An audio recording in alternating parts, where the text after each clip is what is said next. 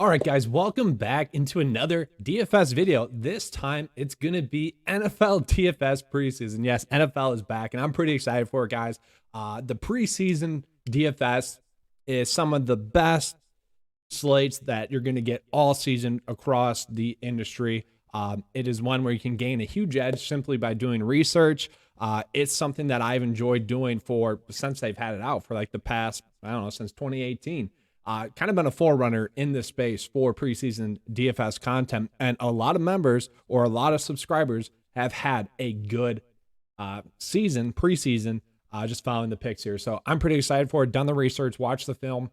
The Hall of Fame game is going to be one that's tougher to predict. So I'm just going to be going through the process, hiding the top picks, and then telling you guys who I would choose as captain picks. And that's kind of the unfortunate side of it, is that we don't have the full lineup. I kind of miss that, because the full lineup, you could have the quarterback, and whatnot.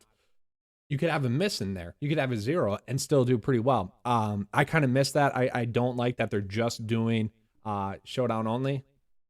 It is what it is, and you can still gain an edge. And let's just touch on it right now.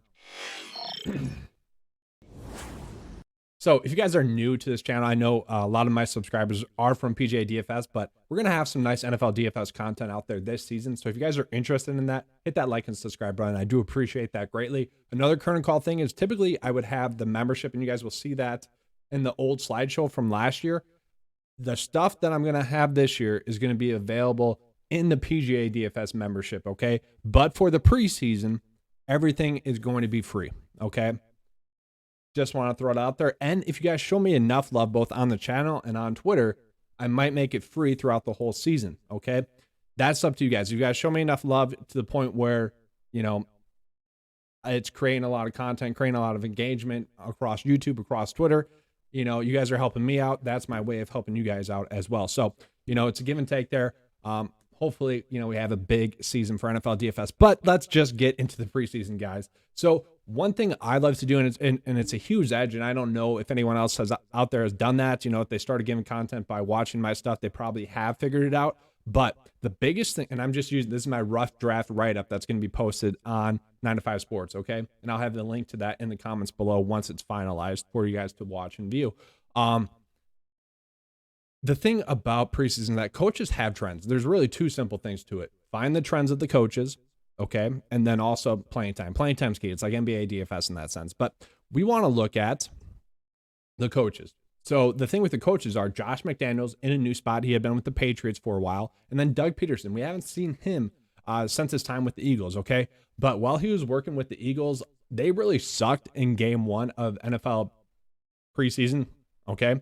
I mean, they averaged 12.5 DK points. 12.5. That is terrible, okay?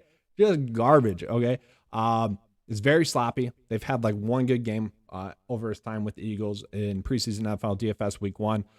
And the thing with it is as well, it's like he will run a lot of running backs. He will get them collectively a lot of carries, but individually not that much. On average, they average like 5 carries per preseason. Now, that might change a little bit today, and I'll touch on that as we go, but it's just kind of worth noting that, Doug Peterson, not that friendly for preseason DFS purposes in the past. Now that could change, okay?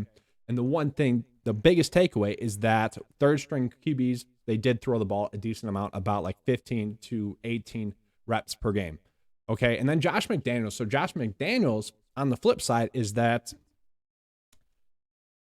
we haven't seen him as NFL head coach for a while. Since his time with the Broncos, I think in like 2009.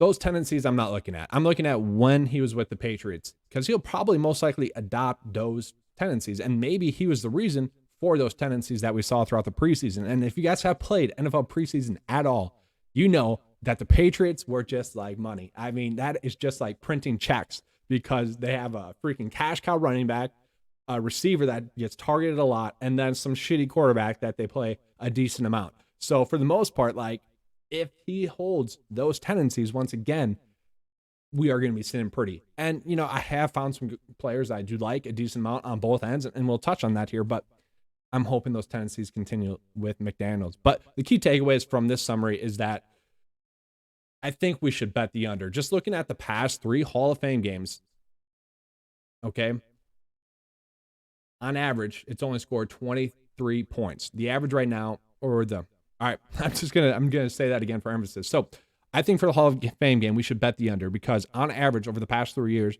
the average points scored is 23 points total. The over-under right now is currently 30.5. Given Doug Peterson's kind of terribleness in game ones and possibly Josh McDaniels settling into the head coaching role, it makes sense to bet the under. And just while we're talking about it, I do think maybe a little bit of Josh McDaniels, I think he has some like local ties. I think this is maybe where he first coached or something like that. Might want to just bet them to win as well. But we'll get into the DFS picks here now for you guys. So switching it over, going into the DraftKings side of it for you guys, I'm just going to go position by position and team by team. So we're going to start off with the Jacksonville Jaguars here and just talking about the quarterback. So right now, as it sits, we got Trevor Lawrence. He's not going to play. He's going to be inactive. And then we got CJ Beathard. I just like calling him that. He's not going to play as well. He's injured. He's not going to play. So that leaves us with Kyle Slaughter, who they just picked up last week. And that leaves us with Jake Luton. So really, both of them will probably play a half. Now, Slaughter, he kind of sucked in the USFL this past year. I don't really see the point of playing him. Sure, he's going to be playing against backups, but that's what he's doing against the USFL. I think the player that might have the most upside would be Luton, and they're probably going to use this game to get a decent look at him. He'll probably play a full half. When we've seen him in the past in the NFL, he has looked at least decent. After his first NFL start, I think it was 2 years ago, he had 2 decent games. So if we give it a full half of him throwing about, 15 to 18 times, that's going to be good enough for me. So I don't mind Luton there, and I'm just going to highlight the players on each team that I like. On the running back side of it, it is going to be a little bit difficult here because, well, Travis Etienne, he's not going to play. James Robinson, he's not going to play.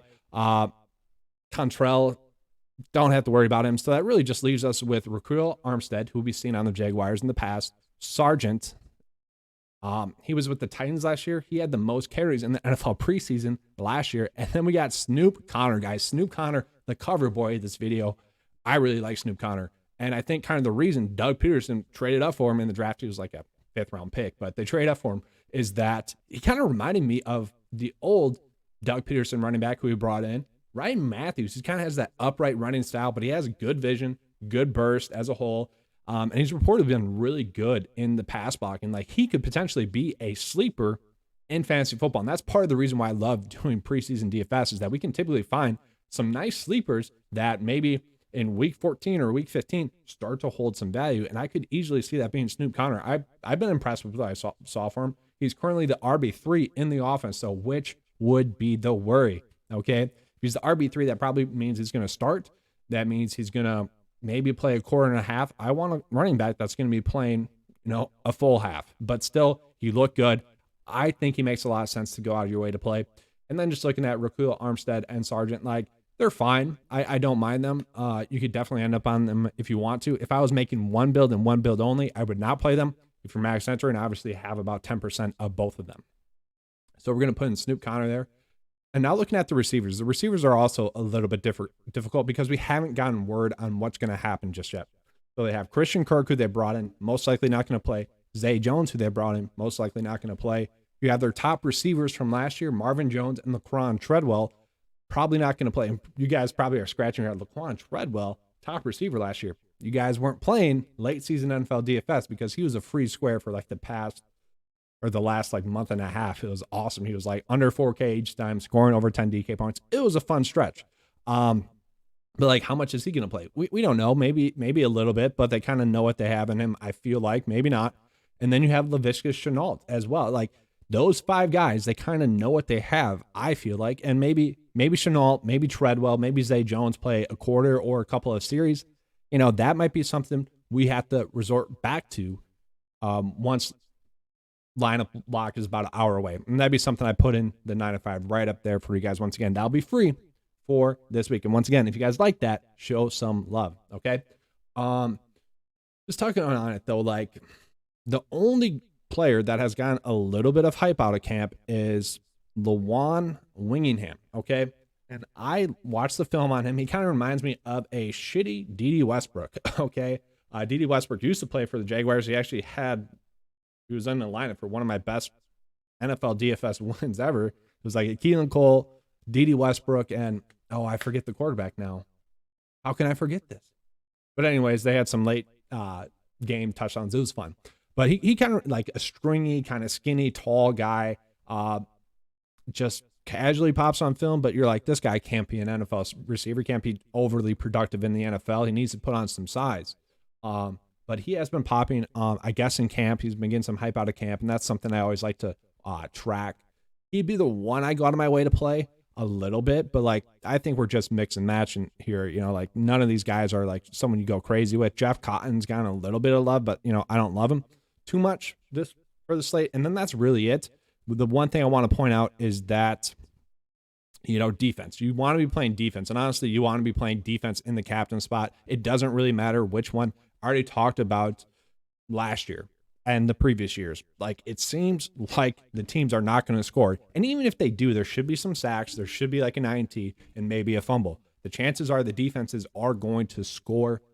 And that's really what you want. You want raw points when it comes to preseason NFL DFS. So that is who I'd be looking at for, the Jaguars. Pretty solid stuff there. Let's get into the Raiders.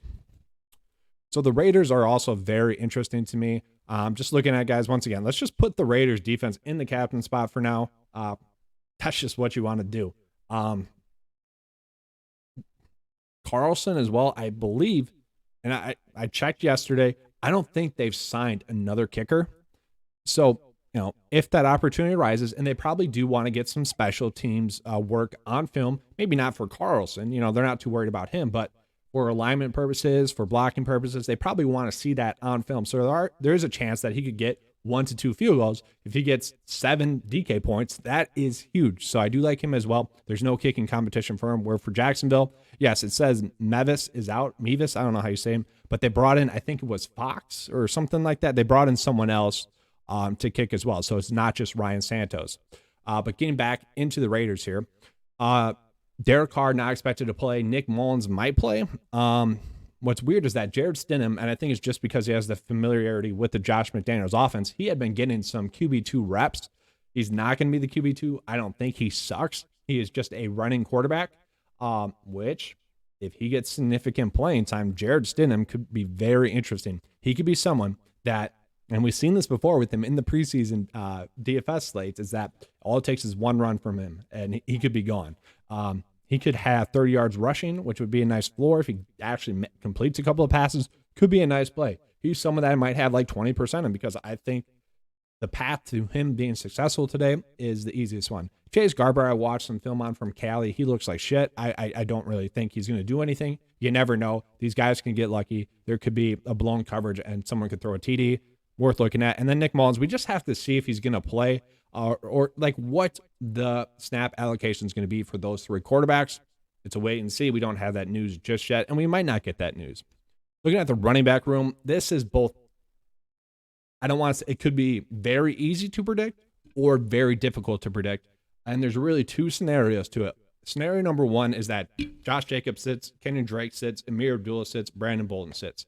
That'd be ideal. You got Johnson there that you guys see on the screen. He's a fullback, okay? He is not going to play. We don't have to worry about him.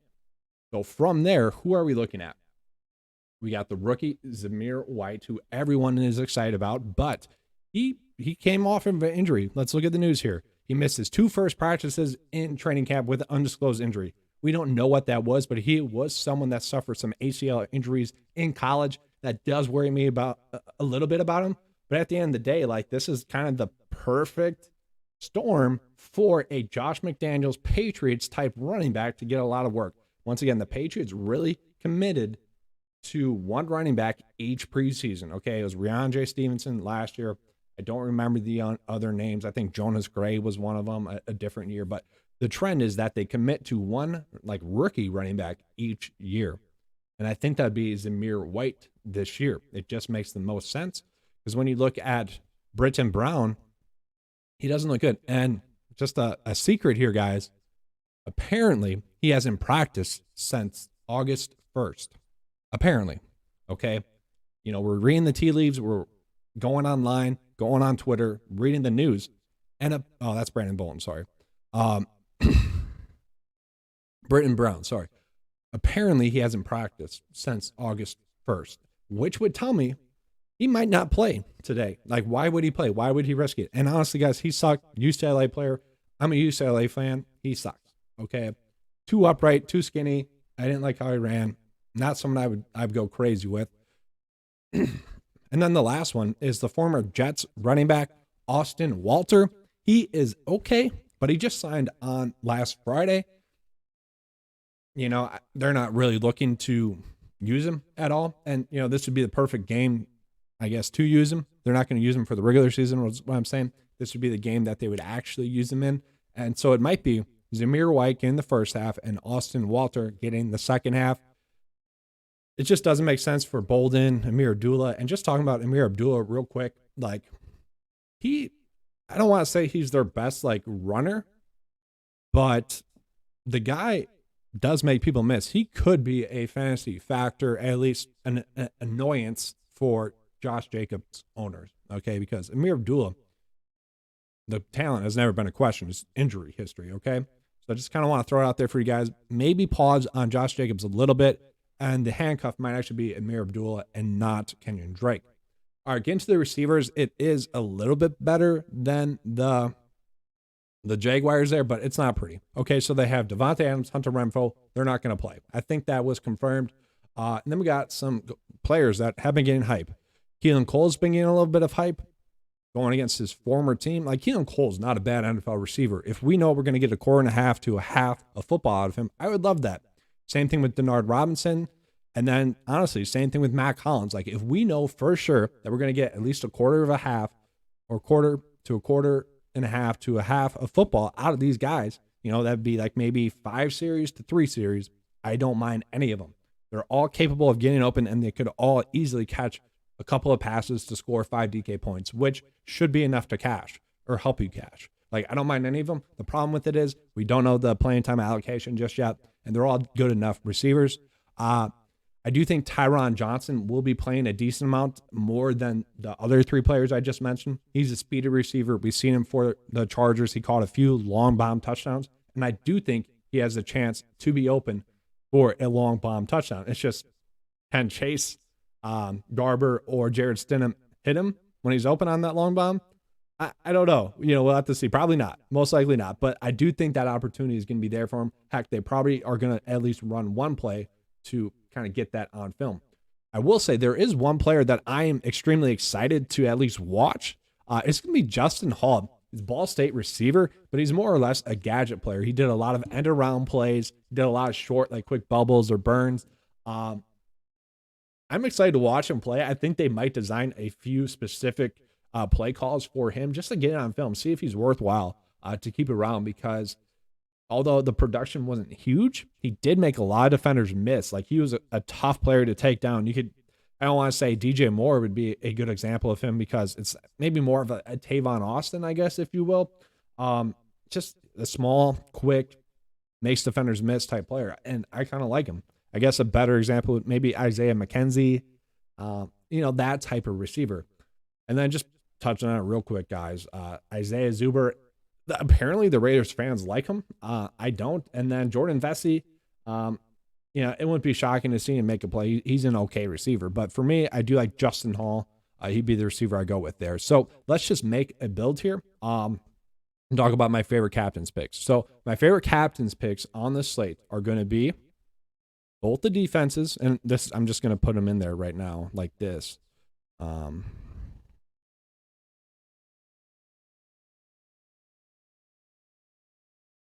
There we go. So both the defenses you could put in there. I do like Zamir White. I think he has a chance to really just be a productive running back in today's game. And then Snoop Connor, guys. Snoop Connor, I'm super excited for to watch. And then possibly Jake Luton. I think there's a chance that he throws for a touchdown, and I like him. So those would be the 5 players I'm mixing in and out of captain spot. If you want to throw in Dan Carlson, you could. I think this right here would be a nice lineup. And honestly, what I'm going to do is I'm going to put this lineup in. I'm going to submit it, what would it be, 6 times? And then I'm going to put Jaguars in the captain spot. I'm going to put Zamir White in the captain spot. I'm going to put Connor in this captain spot. Luton, I'm just going to do that until I have my optimal lineup at least submitted there. And then from there, obviously, if you're playing a quarterback, you do want some pass catchers. And I would just kind of mix and match the pass catchers in there as well, possibly putting them in the captain spot then with Jake Luton in the lineup, because obviously if they connect on a touchdown, that could be 12 points, that could be 15 points, that could easily break the slate, and you would be sitting pretty in NFL DFS for that week. And now, guys, it's been a while since I've done these videos. Let me get to the end screen, and then we'll begin out here. All right, so hopefully you guys enjoyed that video. If you did, please give me a like, subscribe. You know I appreciate that. If you guys have any questions or are wondering about a player, put it in the comment section below. I'm pretty active in the comments. But hopefully you enjoyed this video. If you did, once again, please like and subscribe. And as always, guys, let's keep cashing.